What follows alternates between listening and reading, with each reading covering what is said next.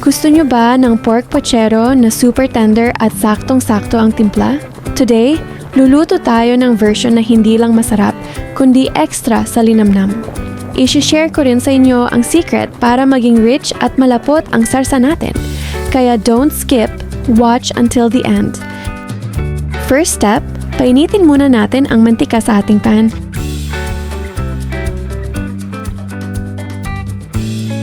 Sunod, i-fry lang natin ng bahagya itong carrots hanggang mag-golden brown. Once okay na, set aside muna natin para di ma-overcook.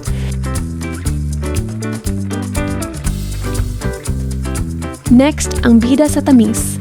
Ang ating saging na saba. Iprito lang natin ito. This is the secret para mas sumarap ang sarsa. Then set aside.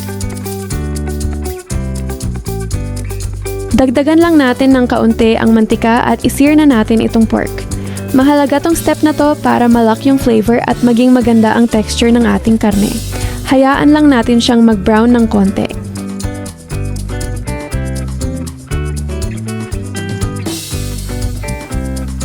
Kapag nag-brown na ang karne, iusog lang muna natin sa side ng pan.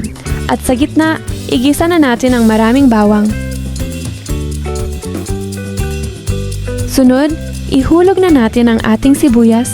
Igisa lang natin hanggang maging translucent at humalo na yung tamis niya sa ating bawang at karne. Ihulog na rin natin ang mga hiniwang kamatis. Igisa-gisa lang natin hanggang lumambot at lumabas yung natural na juice niya. Ito ang magbibigay ng extra linamnam at asim kilig sa ating pochero. At ngayon, haluin na natin ng maigi. I-combine na natin yung meat, bawang, sibuyas at kamatis para manuot talaga yung flavor sa bawat hibla ng ating pork. Ngayon, timplahan na natin. Maglagay tayo ng 2 tablespoons ng patis para sa alat at linamnam at ihulog na rin ang isang pork cube para mas maging malinamnam at solid ang lasa ng ating sabaw. Haluin lang ulit natin ng maigi para siguradong kumalat yung patis at matunaw ng husto yung pork cube sa ating sangkap. Maglagay na tayo ng sapat na tubig at takpan muna natin. Hayaan nating kumulo ng 10 minutes para lumabas ang tunay na linamnam at magsimula ng lumambot ang ating baboy.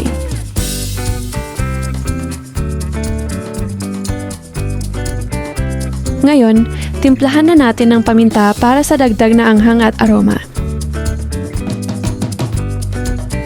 At para sa ating iconic na kulay at dagdag lapot, buhos na natin ang tomato sauce. Haluin lang ng bahagya para mag-blend yung asim tamis sa ating sabaw.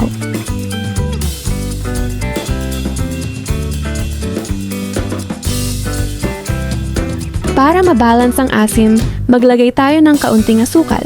Pagkatapos, dagdagan ulit natin ng 1 cup ng tubig para siguradong may sapat tayong sarsa at mas lumambot pa lalo ang ating karne.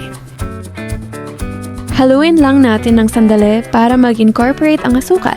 Pagkatapos, takpan ulit natin at hayaang mag-simmer ng 30 minutes. Ngayon, ibalik na natin ang ating prinitong saging na saba. Hayaan nating humalo ang tamis nito sa ating malapot na sarsa. Ihulog na rin natin ang ating fried carrots. Dahil prinito na natin to kanina, sandali na lang to at siguradong hindi ito madudurog sa ating sarsa. Takpan ulit natin at hayaang mag-simmer ng 5 minutes. Sapat na oras to para manuot yung sarap ng sarsa sa ating saging at carrots. Buksan na natin at haluin ng dahan-dahan.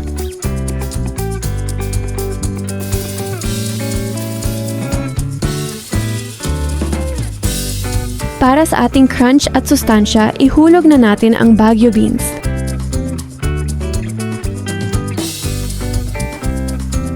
Ihulog na rin natin ang ating repolyo. Siguradong mas magiging healthy at balanced ang ating pochero. Takpan natin at hayaang maluto ng 5 minutes. Luto na ang ating pork pochero. Look at that thick, rich sauce at yung perpektong lambot ng karne. Tamang-tama ang tamis ng saging at ang lutong ng ating mga gulay. Perfect na perfect siya sa mainit na kanin kasama ang pamilya. Sana nag-enjoy kayo sa ating pork pochero. Try nyo na rin ito sa bahay. Bago tayo mag-end, taga-saan kayo? Comment nyo lang sa baba para ma-shoutout ko kayo. Maraming salamat sa panonood. Don't forget to like, share, and subscribe for more recipes. Hanggang sa muli, happy cooking!